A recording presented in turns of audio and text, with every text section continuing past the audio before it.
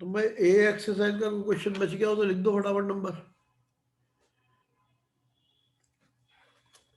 मतलब 9th है, 8 है शायद, एक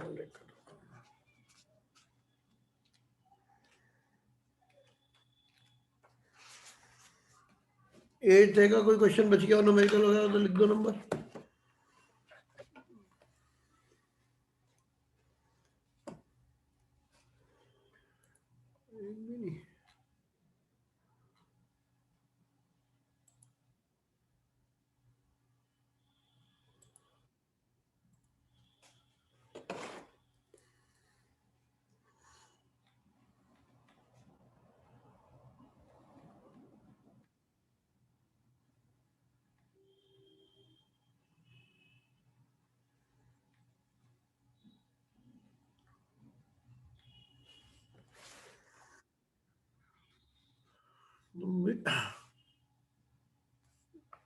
मतलब 8 है का कोई नहीं पूछना, चलो।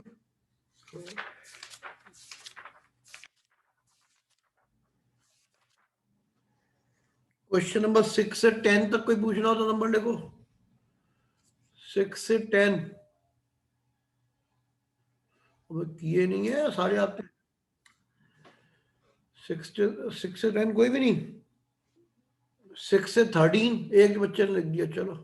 Question number 9।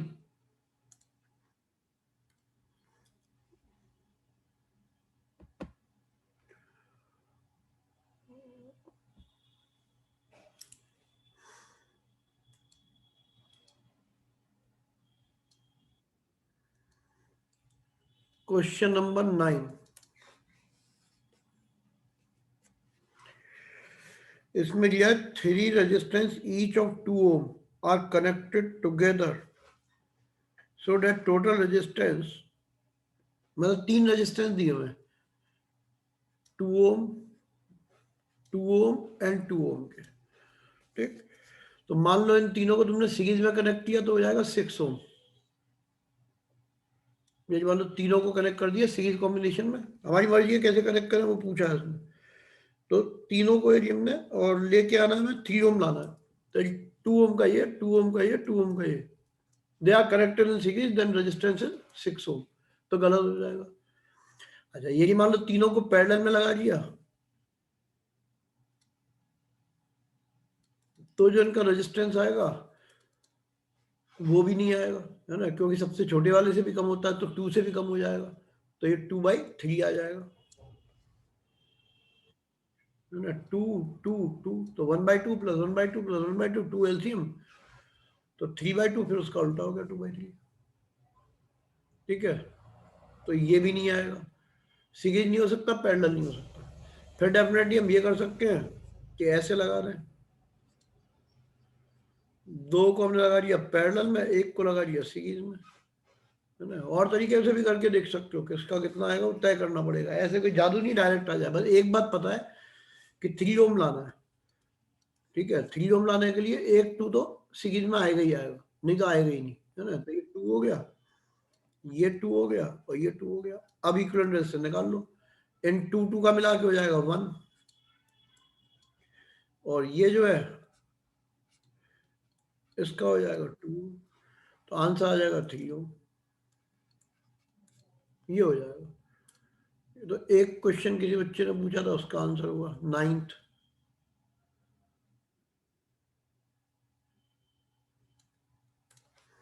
ठीक है, देन क्वेश्चन नंबर 13 तक कोई और पूछना हो तो नंबर लिख दो। कोई नहीं, या तो किए नहीं है या बच्चे सारी बढ़िया वाले हो गए इसमें। 15 तक कोई पूछना हो, 15 तक भी नहीं।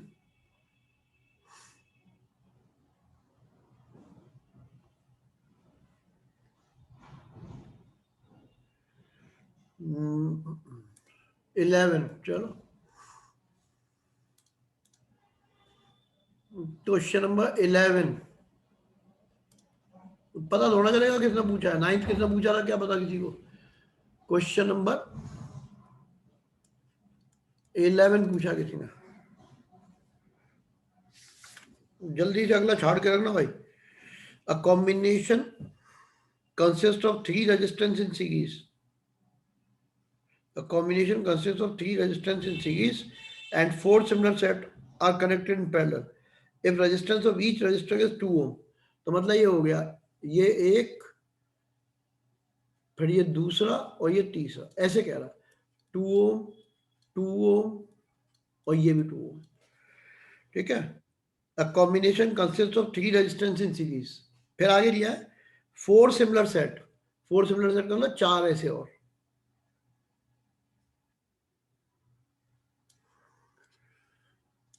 ये 2 ओम 2 ओम 2 ओम, फिर एक और एक और, ये चार सिमिलर सेट हो गए, ये सब 2 के हैं।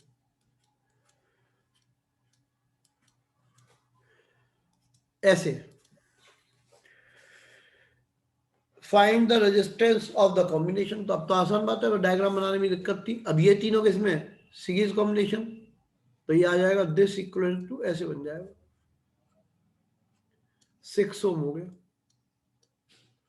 2 + 2 + 2 मिला के 6 हो गया। ऐसे ही यहां पे आएगा 6,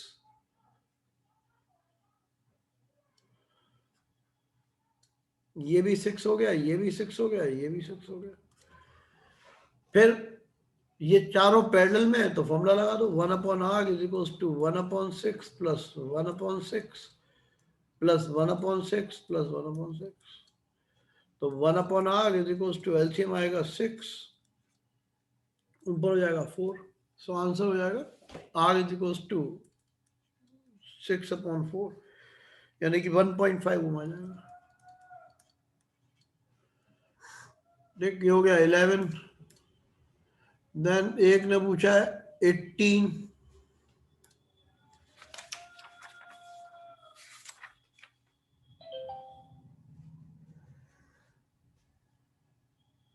एंड एग्जाम्पल 10, पहले 18,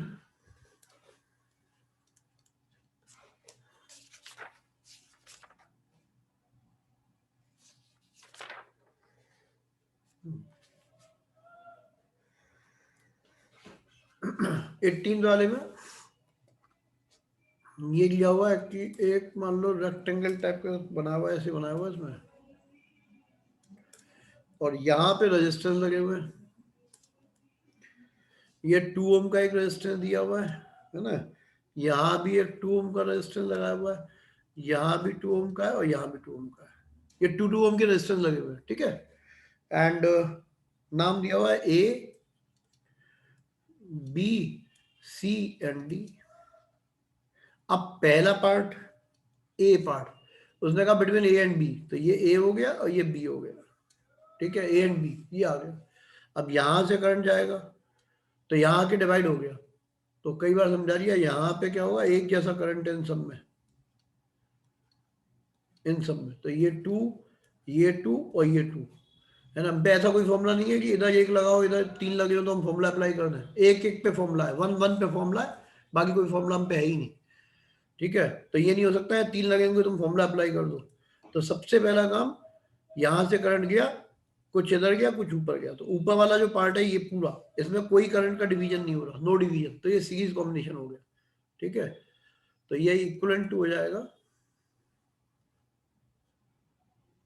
ये 2 ओम, ये पॉइंट ए, ये पॉइंट बी, और ये 2 + 2 + 2, तो 2 + 2 + 2 मिला के हो जाएगा 6 ओम, ये 6 ओम हो गया। और जिसकी प्रॉब्लम थी उसे समझ में नहीं आया तो हाथ उड़ा के पूछ लो, यहाँ से ऑब्वियसली ये आएगा तो सारे होते हैं, नहीं तो फिर कोई भी नहीं होता, सारे अटक जाते हैं। तो यहाँ से करंट गया, कोई डिवीजन नहीं हुआ करंट का, तो ये तीनों आ गए सीरीज कॉम्बिनेशन में, सीरीज में जुड़ जाते हैं, तो 2 + 2 + 2 मिला के 6 ओम हो गए। अब फॉर्मूला लगा लेना, 1/r is equal to 1/6 plus 1/2, क्यों, क्योंकि ये पैरेलल कॉम्बिनेशन है, पैरेलल कॉम्बिनेशन में फॉर्मूला लगा देते हैं, तो ये एलसीएम आ जाएगा 6, ऊपर जाएगा 1 + 3 है ना, तो आर की वैल्यू आ जाएगी 1.5, ये आंसर हो गया। उतार लो फटाफट, ये ए पार्ट है, और दोनों पार्ट बोर्ड में आ चुके हैं, ये भी दोनों पार्ट आ चुके हैं बोर्ड में।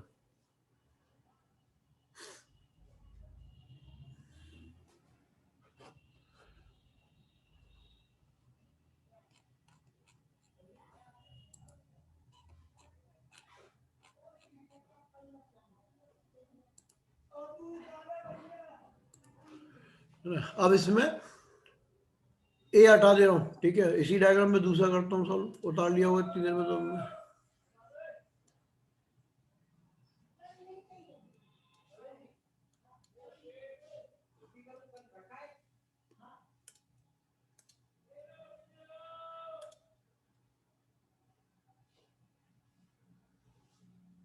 ठीक, यही डायग्राम यूज कर रहे हैं। तो अब उसने कहा सेकंड पार्ट में बी पार्ट में ये कहा है इन बी पार्ट 18 का बी, 18 के बी पार्ट में दिया हुआ है बिटवीन ए एंड सी। अब ये है और ये सी है, तो ए और सी के बीच में चाहिए हमें। तो ए सी के बीच में ऑब्वियसली यहां से करंट डिवाइड होगा, तो ये दोनों सीरीज में आएंगे और ये दोनों ये भी सीरीज में आ जाएंगे। ठीक है, एक बार फिर से सुन लो, यहां से करंट डिवाइड हुआ, हम पे कोई भी ऐसा फॉर्मूला नहीं है जिसमें एक से ज्यादा रेजिस्टेंस के लिए फॉर्मूला अप्लाई होता हो, है ना। पैरेलल में सिंगल का फॉर्मूला होता है वापस। तो यहाँ पे हमने इन दोनों को, ये सीरीज में है, पहले इसको सिंप्लीफाई कर लेते हैं, तो ये बन जाएगा ये 2 और ये 2 दोनों सीरीज में है, तो 2 + 2 4 हो जाएगा। ऐसे ही यहाँ पे ये 2 और ये 2 है ना, ये दोनों सीरीज कॉम्बिनेशन में है, ऐसे करंट जाएगा, तो ये भी 2 2 4 हो जाएगा। ठीक है, ये दोनों सीरीज कॉम्बिनेशन में, क्योंकि करंट डिवाइड नहीं हो रहा, ये दोनों सीरीज कॉम्बिनेशन में, करंट डिवाइड नहीं हो रहा, फिर दोनों पैरेलल में आएंगे। तो ये हो गया between A and C 1/r is equals to 1/4 + 1/4। तो एलसीएम लेके आर की वैल्यू आ जाएगी 2। ठीक है, जिसकी प्रॉब्लम थी उसे समझ में नहीं आया या किसी और को दिक्कत हो तो हाथ उठा लो फटाफट। एक पूछा है क्वेश्चन नंबर 12,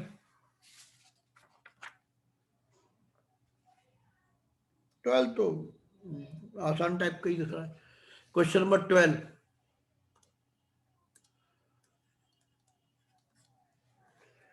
12 में ऐसे दिया हुआ है 4 ओम और ये 8 ओम है।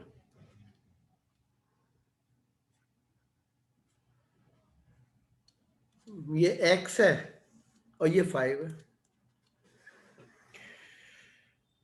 बस इसमें तो क्या है, मैथ्स है थोड़ी सी, इस वजह से बच्चों को दिक्कत आई होगी।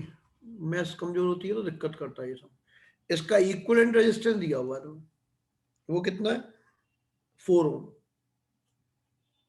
ये 4 ओम है, तो बस लगा दो formula 1/r is equals to 1/r1 + 1/r2, ये फॉर्मूला होता है। 1/r तो 1/4 हो गया is equals to 1/r1, r1 ये हो गए, ये दोनों जुड़ जाएंगे क्योंकि सीरीज कॉम्बिनेशन है, तो 4 + 8 दोनों मिला के 12 हो गया, तो 1/12, फिर प्लस ये दोनों भी सीरीज में तो जुड़ जाएंगे 1/x + 5। अब यहां से मैथ्स है ना, जिसकी वजह से गड़बड़ कर रहा होगा, इधर ले जाओगे तो 1/4 - 1/12 is equals to 1/x + 5। LCM लेना जानते ही हो, 12 एलसीएम, ये 3 - 1 इज इक्वल्स टू 1/x + 5। फिर यहाँ ही सॉल्व कर देना, ये हो जाएगा 1/6 इज इक्वल्स टू 1/x + 5। तो x + 5 is equals to 6 and x is equals to 1। ये आंसर आ गया। ठीक है, ये भी बड़ी सारी क्वेश्चन अच्छे हैं बोर्ड के हिसाब से, बोर्ड में इसके बाद कोई आता नहीं है, बोर्ड वाले सारी ही बढ़िया है। अब बच गया एक एग्जाम्पल नंबर 10, किसी ने पूछा वो बच गया।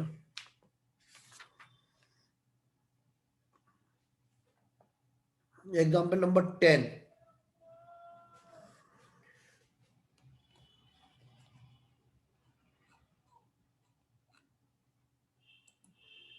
पढ़ भी लो एग्जाम्पल 10 एक बार, हो सकता है तुम डायरेक्ट खुद ही कर पाओ, जिसकी प्रॉब्लम है उसको मैं बता दूंगा।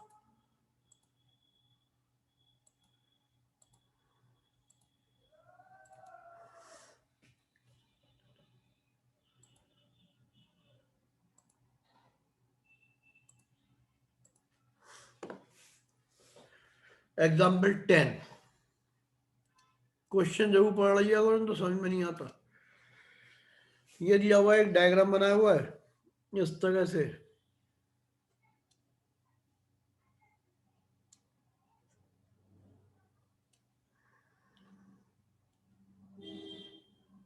ठीक। पहले इतने पार्ट को सॉल्व करता हूँ, क्योंकि इसने पूछा है the resistance between C and D. तो ये दिया है 3 ओम, ये भी दिया है 3 ओम, और ये भी दिया है 3 ओम। तो जैसा हर बार करते हैं फिर वही आ गया, ये पॉइंट सी, ये पॉइंट डी। मान लो यहां से करंट जाता है सपोज, तो क्या होगा, डिवाइड हो गया ऊपर और नीचे। अब ये तीनों किस में होंगे, अभी बार बार बता दिया, कई बार हो गया ये तीनों किस में, अब तक तो रट भी जाएगा बच्चे को। ये तीनों किस में होंगे, सीरीज में होंगे, क्योंकि करंट डिवाइड नहीं हो रहा, जितना इसमें है उतना इसमें, इतना इसमें, है ना। तो करंट डिवाइड नहीं हो रहा, इसलिए सीरीज में आ जाएंगे। तो बस ये बन गया, ये पॉइंट हो गया सी, ये पॉइंट हो गया डी, और यहां पे लिख देंगे 3 + 3 + 3, तो ये 9 ओम हो गया। और ये दिया हुआ है 3 ओम। तो बिटवीन सी एंड डी निकालना हूं पहले, मैं आगे कर ही नहीं रहा, है ना। तो बिटवीन सी एंड डी आ जाएगा 1/r = 1/9 + 1/3, क्योंकि दोनों पैरेलल में। एक एक होना चाहिए, जैसे यहाँ पे क्या प्रॉब्लम थी, एक है, यहाँ 3, तो कैसे हो जाएगा, इसलिए इन तीनों को सीरीज में होने की वजह से सिंगल लिखते हैं पहले। फिर एलसीएम आ गया 9, तो 1 + 3, तो r = हो जाएगा 9/4, 9/4, यानी कि 2.25 आ गया।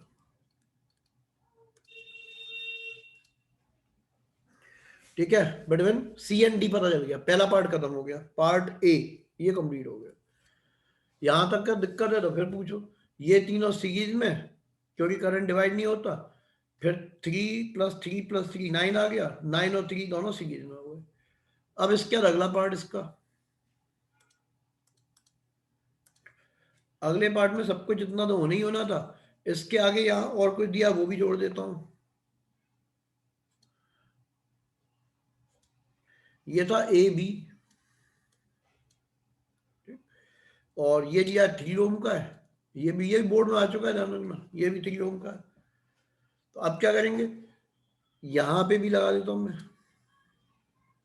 ये 3 ओम, ये भी 3 ओम, ये ए पॉइंट, ये बी पॉइंट। अब इन दोनों का इक्विवेलेंट निकाल चुके, कितना है 2.25, तो ये हटा के ये लगा दो 2.25, ये 3 हो गया और ये 3 हो गया। ऑब्वियसली यदि शुरू के 1-2 क्वेश्चन भी किए होंगे तो पता चल जाएगा कि ये तीनों अब सीरीज में हो गए।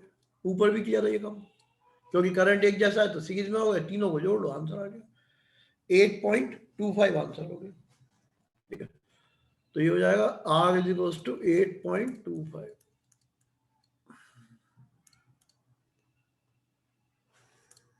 ये एग्जाम्पल वगैरह जितने पूछे थे खत्म। अब तुम आ जाओ सर्किट पे, क्योंकि ये सीख चुके हो तो लगे सर्किट भी सीख लो। छोटे छोटे डायग्राम है कई सारे, फॉर्मूला यूज्ड, है ना। एक ही फॉर्मूले की जरूरत पड़ेगी पहले तो, V = IR, और एक इंटरनल रेजिस्टेंस का कॉन्सेप्ट, तो वो समझाता हूं तुम्हें क्या होता है।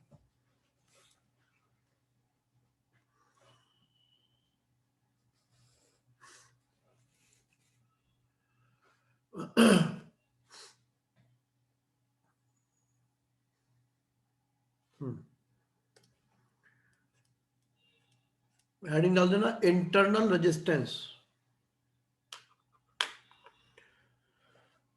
The resistance due to internal part of the cell,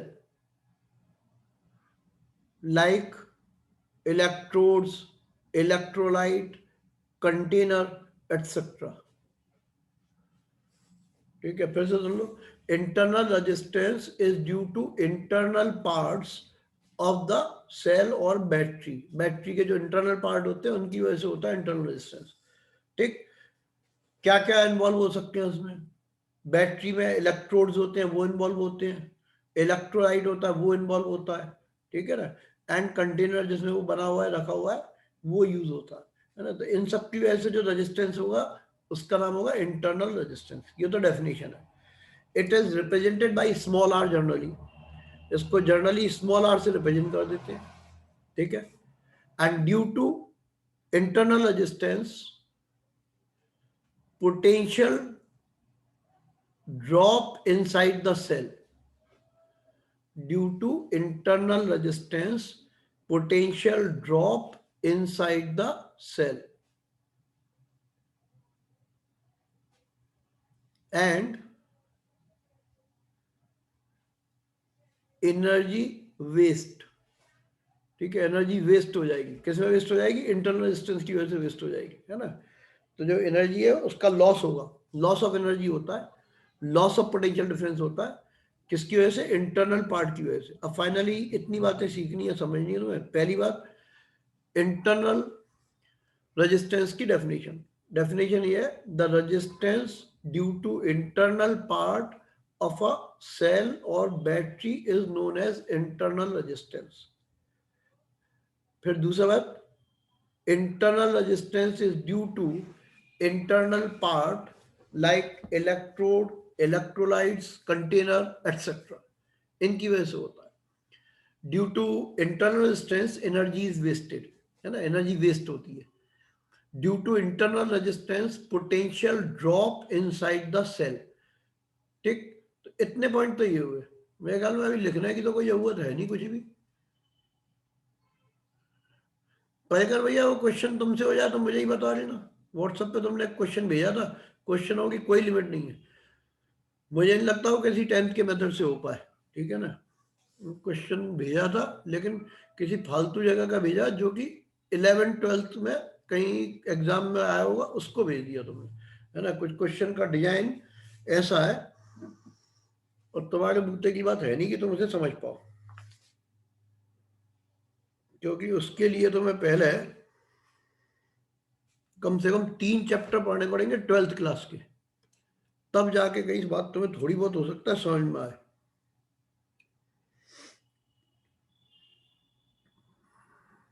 मैं भाई तुम लोगों के लिए क्वेश्चन दे रहा हूँ। हाँ, फिर भी कोई जरूरी नहीं कि 10th के मेथड से सॉल्व नहीं होता, हो सकता है मैं 10th के मेथड से सॉल्व नहीं कर पा रहा हूँ, तो मोस्ट वेलकम किसी तरीके 10th के मेथड से सॉल्व हो जाए। 12th वाले मेथड से तो मिनट का काम है ना। किरचॉफ लॉ लगा के सॉल्व हो जाएगा। किरचॉफ लॉ क्या होता है, क्या पता क्या होता है, ठीक है ना। तो इस तरह की चीजों का कोई चांस नहीं है। पहले तो 11th पढ़ेंगे, है ना। तो ये मैं क्वेश्चन फिर भी तुम सबके लिए दे दे रहा हूँ। यदि तुम्हारे में से किसी का कोई मास्टर 10th के मेथड से कर दे तो ठीक है, अच्छी बात है। मेरे दिमाग में 10th का जरूरी थोड़ा मेरे को सारी चीजें आती हूँ।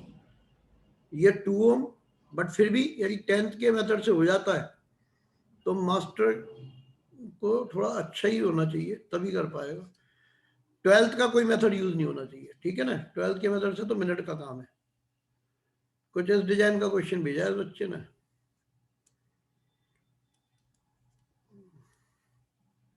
तो हाथ उठा के बता ही दो किस जगह का है, क्योंकि मैं तो मान ही रहा हूँ कि हमसे 10th के मेथड से नहीं होगा, ठीक है ना।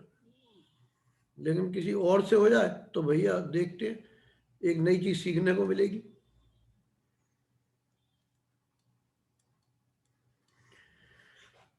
यदि यहां तक होता तो कोई प्रॉब्लम नहीं थी, ठीक है। यदि वैसे तो बोर्ड में आएगा ही नहीं, लेकिन बोर्ड में यदि आया होता तो यहां तक होता तो कोई प्रॉब्लम नहीं थी। कैसे नहीं थी? ये 3 हो जाता और 2 और 3 पैरेलल में, ये 3 हो जाता 2 और 3 पैरेलल में, फिर जुड़ जाते। तो यहां तक तो कुछ था ही नहीं, कोई दिक्कत नहीं थी। लेकिन होता क्या है, 10th तक तो इस लेवल पे रहता है, 12th पहुंचाने के लिए हमें ये कर देना होता है। अब ये 4 हो गए, ये था क्वेश्चन, तो बता लो। यदि किसी को 10th के मेथड से आ जाए तो मोस्ट वेलकम। तो फ्रेंड को तुम इसके बदले 3 भेज देना भाई साहब, तीनों ही नहीं निकलेंगे उससे। लेकिन इस चक्कर में पढ़ना नहीं चाहता हूँ, है ना। तो ये किसी फ्रेंड ने तुम्हें भेजा था, उसको कहना बेटे तुझे भी थोड़ी चॉकलेट का पार्ट दूंगा, तो इसको 10th के किसी मेथड से सॉल्व करके दिखा दे लल्ले, है ना। अदरवाइज इसको नाम ले लेना तो डर जाएगा, कहना किरचॉफ लॉ से सॉल्व कर लियो, हो जाएगा। सेकंड किरचॉफ के सेकंड लॉ से सॉल्व हो जाते हैं सारे, ठीक है। हाँ, लेकिन एक चीज जरूर है, क्योंकि तुम मेरे कई सारे छोटे मोटे एग्जाम देते रहते हो, इन एग्जामों में एक क्वेश्चन देते हैं, वो लगे यार इसका जो है इसके बेसिस पे सीख लो। तो फ्रेंड को बेटे बोलना किरचॉफ लॉ से कर लियो, 12th में 3 चैप्टर बाद आएगा। पहले तो 3 चैप्टर सीखने पड़ेंगे, तब चौथे नंबर पे किरचॉफ लॉ सीखने का नंबर आएगा। लेकिन एक इंटरेस्टिंग क्वेश्चन होता है, वो मैं डायग्राम बना दे रहा हूँ और तुम्हारे लिए सॉल्व करने का तरीका बता देता हूँ। जैसे मान लो ये क्वेश्चन दिया होता, ये भी मतलब मैं नहीं चाहता था ये बताऊं, इस बच्चे ने दे दिया इसलिए बता दे रहा हूँ, क्योंकि इससे क्या होता है बड़ी नॉलेज सीखने के चक्कर में बच्चे को छोटी चीजें भी गायब हो जाती हैं। देखो जैसे अभी हमने किया था, है ना, ये मान लो 3 ओम है और ये 6 ओम है, ये 6 ओम है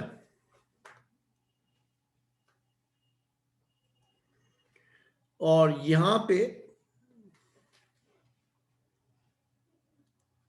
ये 12 ओम है। ठीक, ए बी 2 पॉइंट है, इनके बीच में हमें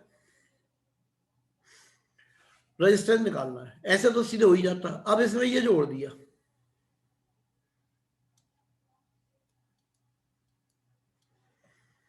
ठीक है, तब प्रॉब्लम होती है। क्योंकि अब कैसे करोगे भाई, यहां से करंट गया तो यहां चले गया, यहां चले गया, फिर यहां पे बीच में ये आ गया, तो कैसे भी नहीं होता। जैसे इसमें भी यही प्रॉब्लम है, यहां से करंट गया ये गया, लेकिन ये इस मेथड का भी नहीं है, तो इस मेथड से हो जाएगा, नहीं होगा, इसमें भी नहीं आएगा। चलो ए बी, ये तो सिमेट्री से ही होगा। तो अब इसमें क्या करते हैं कि मान लो ये हो जाए P upon Q is equals to R upon S हो जाए, तो इसको बोलते हैं व्हीट स्टोन रिज। व्हीट गेहूं है ना, व्हीट स्टोन पत्थर, तो व्हीट स्टोन साइंटिस्ट का नाम है, व्हीट स्टोन ब्रिज इसका नाम है ये। P upon Q is equal to R upon S, तो क्या हो गया P3, ये P है, 3/6 कितना हो गया 1/2, 6/12 1/2। तो उस केस में ये वाला जो रेजिस्टेंस है खत्म हो जाता है। ठीक है, इसको बोलते हैं व्हीट स्टोन ब्रिज। तो कई सारे एग्जाम में इस तरह का देते रहते हैं, तो ये बीच वाले को हटा देते हैं, फिर सिंपल ऐड कर देते हैं, तो ये आ जाएगा। ठीक, ये हो गया 9 और ये नीचे वाला हो जाएगा 18। इनको सॉल्व कर लेंगे, आंसर आ जाएगा।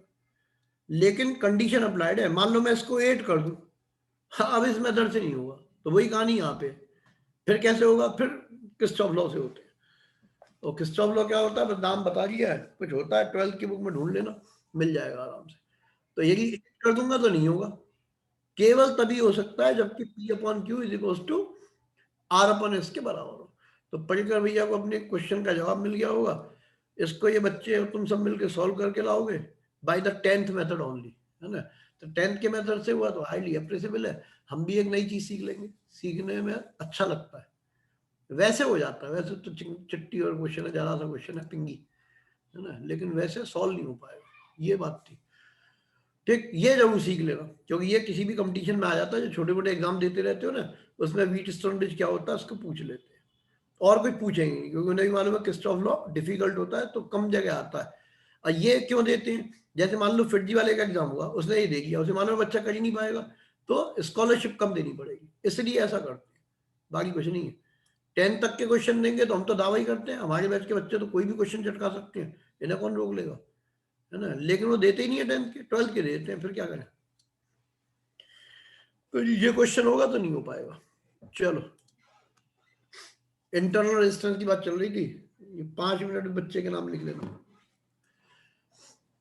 तो इंटरनल रेजिस्टेंस में इतने पॉइंट में तो मैं समझा चुका था। पहला क्या होता है ना, किस वजह से होता है, इससे क्या फर्क पड़ता है, मतलब पहले का आंसर हो गया ड्यू टू इंटरनल पार्ट, एक बात, internal resistance is due to internal part of the cell. दूसरा, इंटरनल पार्ट कौन कौन से हैं, इलेक्ट्रोड्स है, इलेक्ट्रोलाइट है ना, जो कंटेनर है वो है, उन सब की वजह से फर्क क्या पड़ता है, एनर्जी वेस्ट होती है, पोटेंशियल ड्रॉप हो जाता है, कहां पे, इनसाइड द सेल।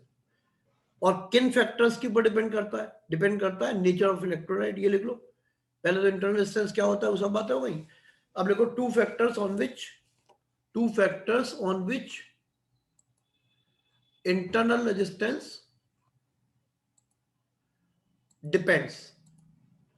दो फैक्टर बताने हैं जिनके ऊपर इंटरनल रेजिस्टेंस डिपेंड करता है, लिख लो। एक फैक्टर होता है द नेचर ऑफ इलेक्ट्रोलाइट, कौन सा इलेक्ट्रोलाइट हमने यूज किया है ना, the nature of electrolyte. Electrolyte क्या होता है, सेल के अंदर, है ना, जो इलेक्ट्रोलिसिस में तुम पढ़ते हो वही इलेक्ट्रोलाइट होता है। तो कौन सा नेचर है, क्या नेचर है, इलेक्ट्रोलाइट किस तरह का है ना, चार्ज उसमें ज्यादा जल्दी फ्लो होते हैं नहीं होते, उन सब बात के ऊपर डिपेंड करता है। तो ये नहीं पूछेंगे कैसे डिपेंड करता है, सिर्फ फैक्टर का नाम लिखने को आएगा। दूसरा, distance between the electrodes, electrode कितनी डिस्टेंस पे रखे हुए हैं। तीसरा लिखना चाहो तो तीसरा भी लिख लो, surface area of electrodes, electrodes का सरफेस एरिया कैसा है और कैसे डिपेंड करता है, ये तुमसे 12th क्लास में पूछेंगे। यहां से नेम द फैक्टर में आएगा, write down 2 factors on which internal resistance depends. Answer, internal resistance depends on nature of electrolyte, distance between the electrodes and surface area of the electrodes, है ना, ये सारे फैक्टर होते हैं। और ठीक है, इतनी चीज तो ये हो गई। और टेम्परेचर कम होता है तो इंटरनल रेजिस्टेंस जो है वो काफी ज्यादा बढ़ जाता है, इंक्रीज हो जाता है। If temperature is less than internal resistance will be more. लेकिन कोई से 2 छोटे मोटे याद कर लेना जो तुम्हें पसंद आ जाए। तो ये तो हो गया इंटरनल रेजिस्टेंस क्या होता है, क्या करता है, उन सब का आंसर। रिप्रेजेंटेशन ऐसे होता है इसका, मान लो ये बैटरी है या सेल है, ये सेल सिंगल होता है तो सेल होता है, यहाँ एक छोटा सा ऐसे लगा देते हैं, ये स्मॉल आर हो गया, इसका ईएमएफ ई हो गया, ठीक है ना। अब एक सबसे सिंप्लीफाइड सर्किट, जैसे मान लो यहीं से शुरू करते हैं, सारे बनाते चलना, कुछ पूछना हो तो लिखो तो बात रिपीट कर दूं, बीच में रिपीट करता हूँ अब तक, क्योंकि तीसरी बार हो जाएगा तो ये बच्चे ही भाग जाएंगे। इसमें क्या है कि जैसे मान लो ये हमने लगाया इस तरह की एक बैटरी सेल और ये इंटरनल रेजिस्टेंस, और यहां पे एक रेजिस्टेंस है। इस सर्किट के लिए सारी चीजें लिख लो, वो काम में आएंगी। पहली चीज लिखो, ईएमएफ ई से रिप्रेजेंट कर देते हैं, और एक जगह बताना पड़ेगा वो भी लिख लो, ये भी ईएमएफ। इसकी 2-3 डेफिनेशन होती हैं, ये जो मैं बोल रहा हूँ ये बोर्ड वाले तो 100% सही मानते हैं, कोई दिक्कत नहीं। एक शायद बुक में कोई और लिखी होगी, इसको याद करना वो भी याद कर सकते हो, है ना। तो सारी डेफिनेशन ठीक है, बोर्ड वाले मानते हैं, स्कूल वाले क्या कहते हैं पता नहीं, ठीक है ना। तो सबसे आसान जो डेफिनेशन है ईएमएफ की वो ये होती है, ईएमएफ का होता है electromotive force. EMF is the potential difference across the terminal of the cell when it is in open circuit, when it is in open circuit। अब इसका मतलब क्या है वो समझाता हूं। जैसे मान लो ये एक सेल है, यहां पे इसका इंटरनल रेजिस्टेंस लगा होता है, ठीक, ये इसका पॉजिटिव टर्मिनल है, और मान लो इसको वो कर देता हूं मैं थोड़ा, है ना, इस तरह से बॉक्स बना दूं इसका, ये सेल का बक्सा हो गया मान लो। तो ये इसके टर्मिनल हो गए। यदि तुमने ड्राई सेल देखा हो तो एक तरफ ब्रास कैप होती है, एक तरफ पीछे वाला पार्ट होता है, लिखा होता है ये प्लस लिखा होता है यहाँ पे और ये माइनस लिखा होता है।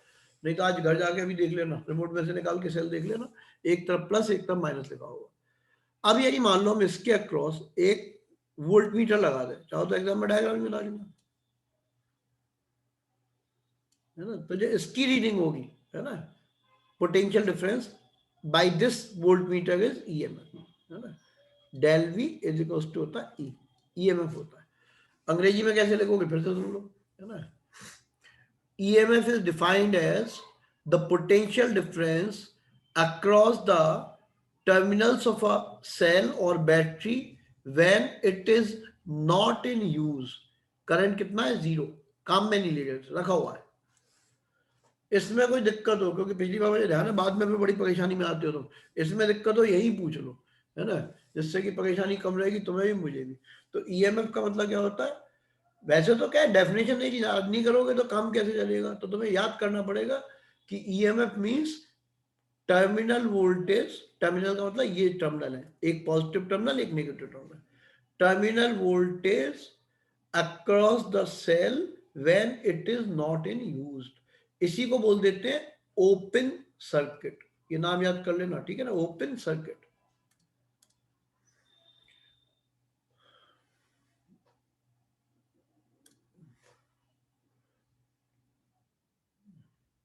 ये तो हो गया ईएमएफ होता क्या है उसका आंसर। ये एक सेल बना हुआ है, कुछ नहीं, घर पे देख लेना, अपने घर पे रखे होंगे कोई भी ढाई सेल देख लेना, एक जगह पॉजिटिव टर्मिनल, एक जगह नेगेटिव, या वोल्ट मीटर लगा देंगे। अब इसकी रीडिंग आएगी, मान लो 1.5 आई, तो हम कह देंगे ईएमएफ इज 1.5 वोल्ट। कब आएगी? जब ये सेल काम में नहीं आ रहा, ओपन सर्किट में, है ना। तो when cell is in open circuit, then the terminal voltage across the cell is known as the EMF of the cell. फिर लिखो पोटेंशियल डिफरेंस या टर्मिनल वोल्टेज, ये तो हो गया ईएमएफ।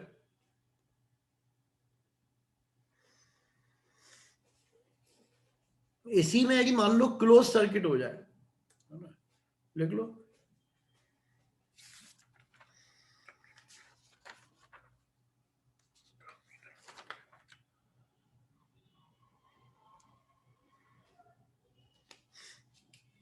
टर्मिनल वोल्टेज,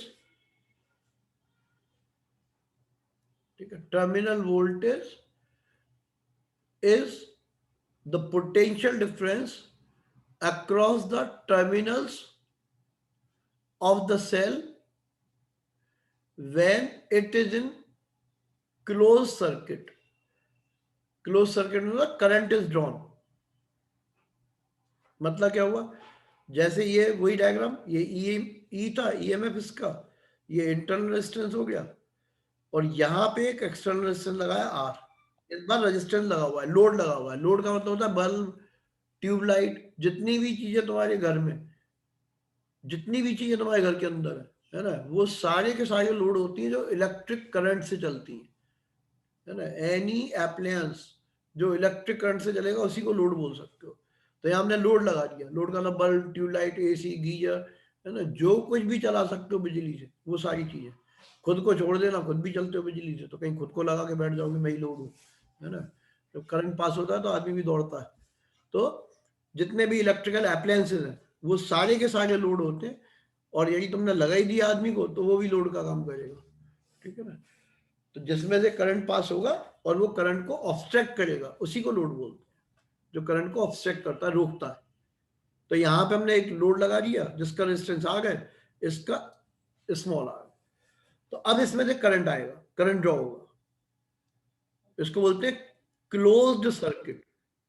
फर्क क्या होता है, जैसे तुम्हारे कमरे में इस समय तुम देखोगे एक पंखा लगा होगा ऊपर, और ऑब्वियसली इस समय चल नहीं रहा होगा, ठीक है। जब नहीं चलता है तो आ जाता है वो ओपन सर्किट है। तुमने स्विच ऑन कर दिया, जैसे बल्ब है इस समय चल रहा होगा, है ना, तो स्विच ऑन कर दिया तो क्लोज सर्किट हो जाएगा। तो ओपन सर्किट का मतलब होता है ऑफ, क्लोज सर्किट का मतलब होता है ऑन। ये टर्म याद से लिख लेना कहीं। तो इफ, अब दोबारा से सुन लेना, if the cell is in used or current is drawn through the cell, then potential difference across the terminal of the cell is known as terminal voltage। फिर से लिख लो, terminal voltage is the potential difference across the terminal of the cell when it is in use, current is drawn through it। इसमें से current draw कर रहे हैं हम, है ना, तब वो आएगा क्लोज सर्किट में। तो यहाँ पे यदि हम एक मान लो पोटेंशियल डिफरेंस नापने के लिए यहाँ एक वोल्ट मीटर लगा दे इस जगह पे, ये वोल्ट मीटर। तो जब वोल्ट मीटर लगाएंगे इससे जो मेजरमेंट होगा वो टर्मिनल वोल्टेज होगा, ठीक है। और मान लो इसमें से करंट चलता है आई, तो यहाँ भी आई होगा, यहाँ भी आई होगा, तो इसके अक्रॉस जो वोल्टेज होता है इसको बोलते हैं वी, ठीक है। V इज इक्वल टू होता है I into capital R, formula है ओम्स लॉ। इसके अक्रॉस मान लो वोल्टेज कितना है, V है, तो V is equal to I R लगा दिया। अब करंट इधर गया सेल के अंदर, तो जब सेल के अंदर जाएगा तो यहां पे जो पोटेंशियल ड्रॉप है, लिख लो पोटेंशियल ड्रॉप, पूरी अंग्रेजी लिख लेना, पोटेंशियल ड्रॉप, खाली पीडी मतलब क्योंकि दोनों में फर्क है। हम बात कर रहे हैं पोटेंशियल ड्रॉप की। ड्रॉप का मतलब कम होना। Potential drop in cell. Cell के अंदर कितना पोटेंशियल ड्रॉप होगा, वो होता है I इंटू आर। ठीक है, क्योंकि ये रेजिस्टेंस वेस्ट है, हमारे किसी काम का नहीं है ना, बल्कि पोटेंशियल को खा रहा है, कंज्यूम कर रहा है, बेकार है। इसीलिए बोलते हैं potential drop inside the cell. और यदि मान लो किसी को समझ में नहीं आता तो ज्यादा दिमाग लगाने की जरूरत नहीं है। बहुत दिन हो गए तुम्हें समझाते हुए, अब तुम्हें समझ में आ ही नहीं रहा, तो याद करना पड़ेगा कि पोटेंशियल ड्रॉप कहाँ पे, सेल के अंदर। कुछ नहीं, सिंपल ओम्स लॉ लगाया, V इक्वल्स टू आई। कितना करंट है, I। कितना रेजिस्टेंस है, स्मॉल r। क्या है, इंटरनल रेजिस्टेंस। तो उसको बोलते हैं potential drop inside the cell. मतलब जो ईएमएफ होता है वो दो पार्ट में चले गया। एक पोटेंशियल ड्रॉप हो गया सेल के अंदर, वो कितना है, I into R, plus terminals के अक्रॉस कितना वोल्टेज है, V। मतलब टोटल वोल्टेज हमेशा इक्वल आ जाता है। जैसे मान लो किसी सर्किट में 10 रेजिस्टेंस तुमने लगाए, ठीक है, फिर से सुनना, किसी सर्किट में 10 रेजिस्टेंस लगे हुए हैं, हर एक रेजिस्टेंस के अक्रॉस हम फॉर्मूला लगाए Ohm's law, V is equal to I R. तो V1 V2 V3 10 निकलेंगे। इन सबको जोड़ दें, 10 ऑल 10 ऐड कर दें, तो जितना ईएमएफ होगा उसके बराबर आएगा। अब हिंदी अंग्रेजी में फिर से एक बार समझ लो।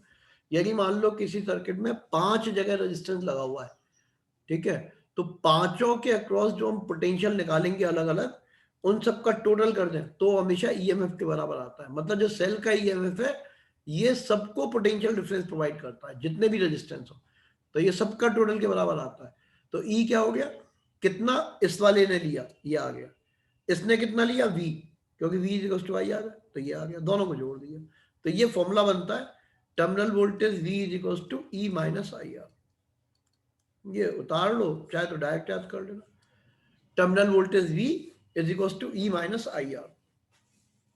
अब तुम्हें एक दो जिनको समझ में नहीं आता ना, बिना हाथ उठाए 1-to-1 इंस्ट्रक्शन के बिना पॉसिबल नहीं है ना। तुम हाथ उठाओ तो मैं तुम्हें उसी लेवल पे समझा दूंगा जो तुम पूछना चाहते हो।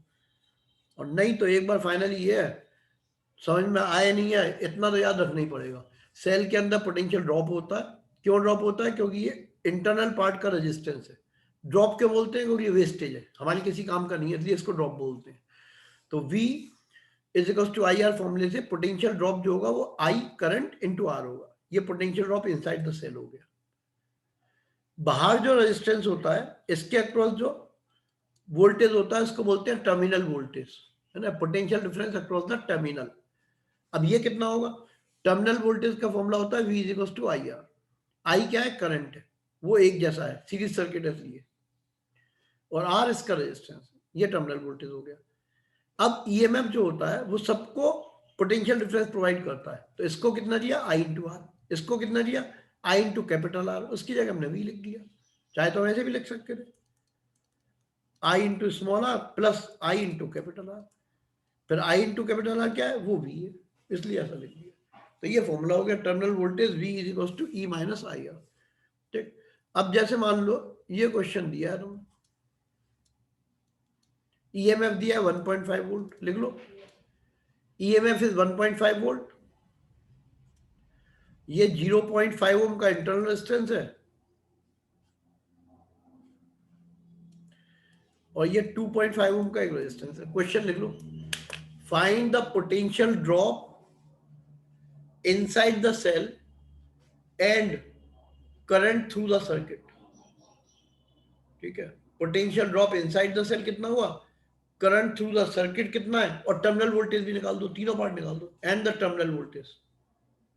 और ये यदि ईमानदारी से निकलता है तो चैप्टर आगे समझ में आएगा, नहीं तो इसी में सिरमारी करते रहना। 3 क्वेश्चन के पार्ट है। पहला, potential drop inside the cell, ठीक है, दूसरा current through the cell, and तीसरा टर्मिनल वोल्टेज।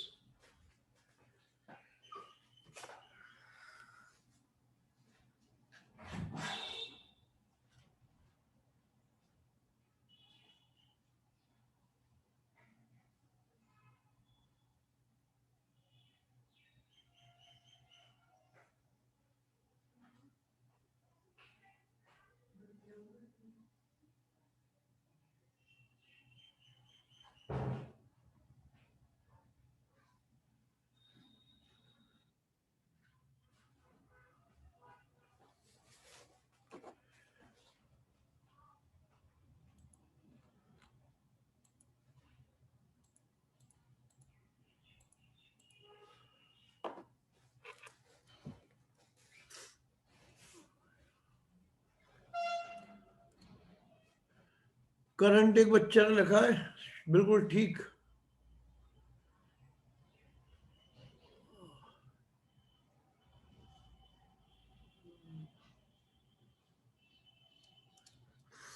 अब ये आ गया, पहले तो लिखेंगे टोटल रेजिस्टेंस, कितना टोटल रेजिस्टेंस है।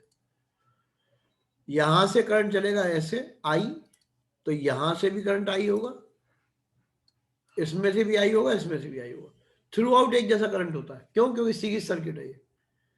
अब टोटल रेजिस्टेंस हो जाएगा 2.5 प्लस 0.5, टोटल आ जाएगा 3 ओम। फॉर्मूला लगा देंगे V is equal to I are.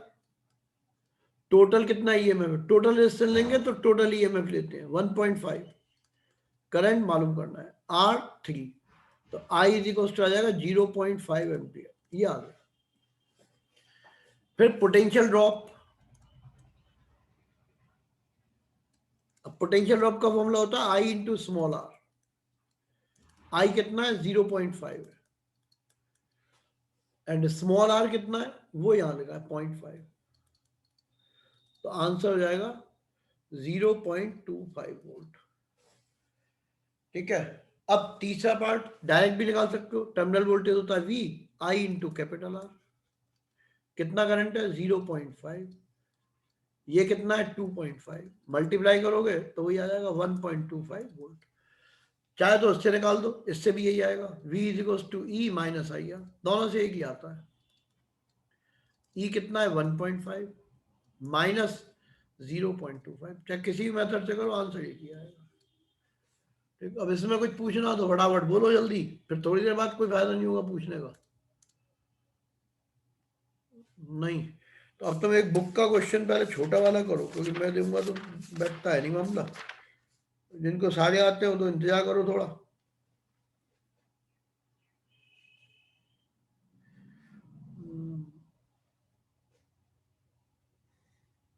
Question 20 से ही शुरू कर दो, छोटे छोटे ही हैं।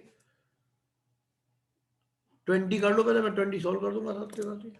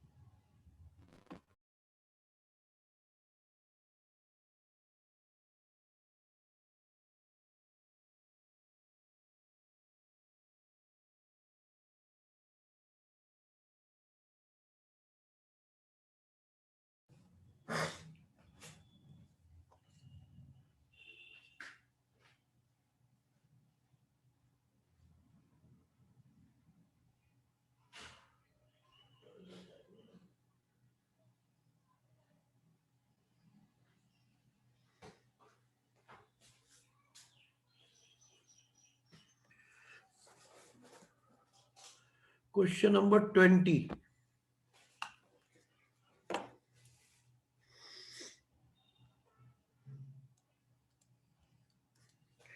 इसमें दिया है two resistance 2 ohm and 3 ohm are connected in series. पहले तो ऐसे लगा दिए, with a battery of 6 volt and negligible inter, ये 6 वोल्ट की बैटरी है, आर है ही नहीं तो कोई चिंता नहीं है, ये 6 वोल्ट की बैटरी है। ये लिया 2 ओम का है और ये 3 ओम का है, तो बस कुछ नहीं, टोटल रेजिस्टेंस लिख लो कितना आएगा। ऑब्वियसली यहां से करंट चलेगा ऐसे, तो ये सीरीज कॉम्बिनेशन हो गया, तो 2 + 3 5 ओम। फिर V is equal to I R, formula लगा दो। वोल्टेज कितना है 6 है, करंट कितना है मालूम करना है, रेजिस्टेंस कितना है 5 है, करंट की वैल्यू आ गई, खत्म हो गया 1.2 एम्पियर, यही आंसर हो गया। ठीक है। फिर सेकंड पार्ट में उसने कहा पैरेलल। अब ये पैरेलल में लगा रही है, ये 6 वोल्ट की बैटरी हो गई, ये 2 ओम और ये 3 ओम। ठीक, ये पैरेलल में लगे हुए हैं। ये कितना है 6 वोल्ट है। तो अब दो तरीके हो सकते हैं, ये वाला तरीका भी अच्छा है। हम क्या करें कि पैरेलल में पोटेंशियल डिफरेंस एक जैसा होता है, फॉर्मूला लगाएं V is equal to I R. Voltage कितना है 6 वोल्ट, इसमें से करंट जा रहा है मान लो I1, तो हमने लिख दिया I1। रेजिस्टेंस कितना 2 है, तो I1 की वैल्यू पता चल गई 3 एम्पियर।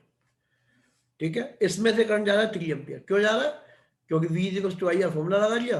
वोल्टेज पैरेलल में पोटेंशियल डिफरेंस एक जैसा होता है, लिखवा भी लिया था, तो अब लिख लो, है ना। In parallel circuit potential difference remains constant, तो ये जितना होगा उतना इसका होगा।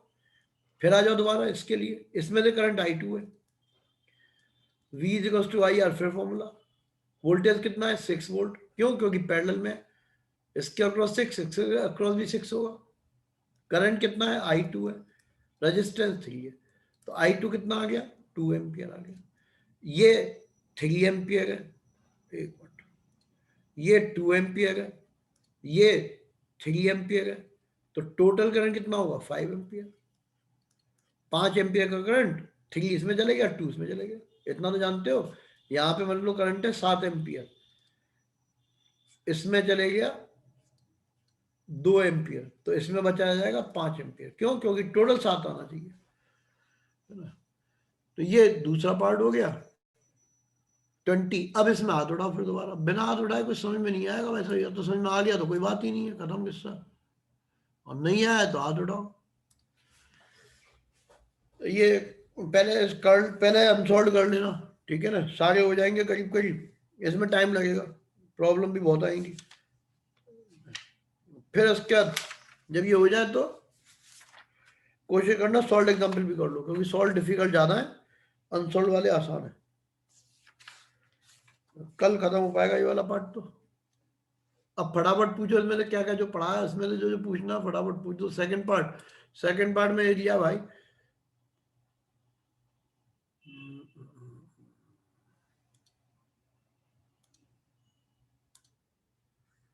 ये लिया हुआ है सेकंड पार्ट में 6 वोल्ट है। अब पहला तो वो डायलॉग याद कर लो जो लिखवाया था तुम्हें, नहीं तो अब लिख लो। In parallel potential difference remains constant, in series current remains constant. तो पैरेलल में पोटेंशियल डिफरेंस एक जैसा होता है। और ये फॉर्मूला याद करो V equals to I R, पूरे चैप्टर में यही लगता रहेगा। अब इस पे कितना पोटेंशियल डिफरेंस है 6 वोल्ट, क्यों है, क्योंकि पैरेलल में है। इस पे कितना पोटेंशियल डिफरेंस है 6 वोल्ट, रीजन पैरेलल। तो अब लगा दो फॉर्मूला, V 6 वोल्ट, करंट निकालना है R2 है, निकल आया। ये 3 एम्पियर आ गया, ये 2 एम्पियर। अब 3 और 2 ये कब आएंगे, जब यहाँ से 5 एम्पियर का करंट आएगा। 5 एम्पियर का करंट होगा, 3 इसमें से चलेगा, 2 इसमें से चलेगा, सॉल्व हो गया। ये सेकंड पार्ट था। और पूछो क्या क्या पूछना है। कुछ नहीं,